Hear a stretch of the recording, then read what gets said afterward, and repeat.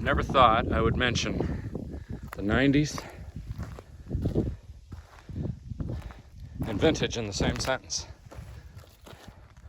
but I guess I have to, because this is an original 1999 handmade in Canada Rocky Mountain element race. Cream of the crop in the late 90s. This was well over $1,000, which is, today you would get barely an entry-level bicycle for that price. But back then it was a race-ready machine.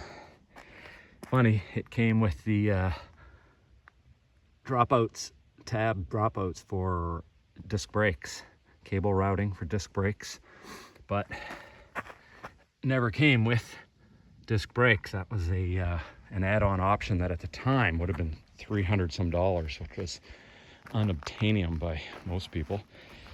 And so this one never got put. It had the old school V brakes, which at the time when they came out, due to their design with the longer pulls and just the physics involved, so much leverage from the side pull that people thought you would never, we used to say you would never, we're never going to see better brakes than this ever. They're never going to get better. Before it was just basically a cantilever type system that would twist off, and it was terrible. But still, the downside of these, regardless, is that your rim gets wet and icy. Here in Canada, we have falls and winters that is rainy and sleet a lot, and once you go through a puddle and get this wet, it freezes almost instantly, and then you have no brakes. Whereas obviously the caliper is totally different, because the rotor caliper scenario is always touching and you're rubbing it off, and typically you're not riding all the way over your disc. Sometimes you are. The forks were rebuilt by me. I had seals. I worked at a bike shop in my 20s, part-time in the evenings, so luckily I had access to some seals. And living in Canada, where Rocky Mountain's manufactured, look at these welds.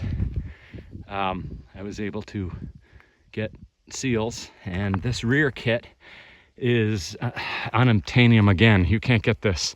So the biggest failure point of these frames is that people would get rid of them, because once this goes, the only option is to get a junk Chinese one that will fit, but it's not the same. And often these pivot points, which were masterfully designed, also the shims went, but that's the pedal. But if you move it out, you can, this one has no play in it whatsoever.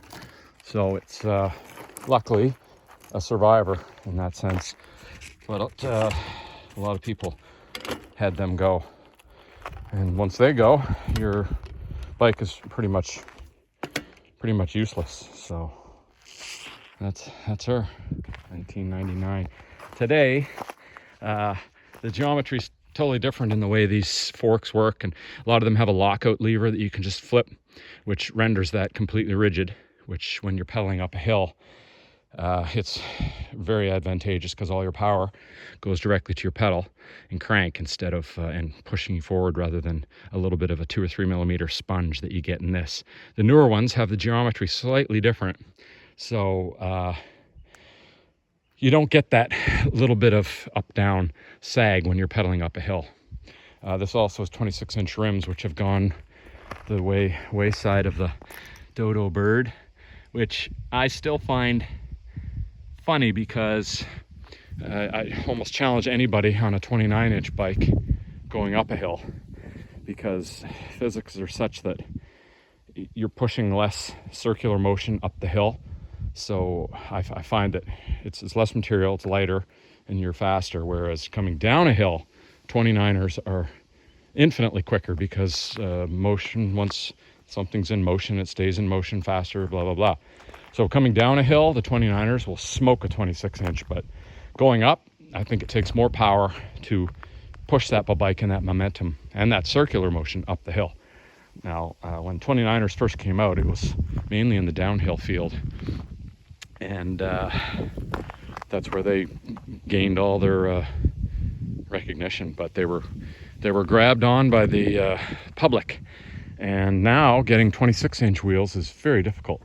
And anyways, I never did convert this over to disc brake because I wanted to keep it original. So there you have it. It's been raced, pounded, forks rebuilt over the years, cassettes rebuilt, changed, all chain rings.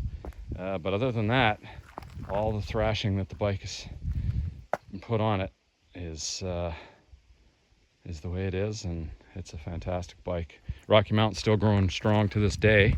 Still one of the preeminent bikes in the field. And yeah, there she is, 1999.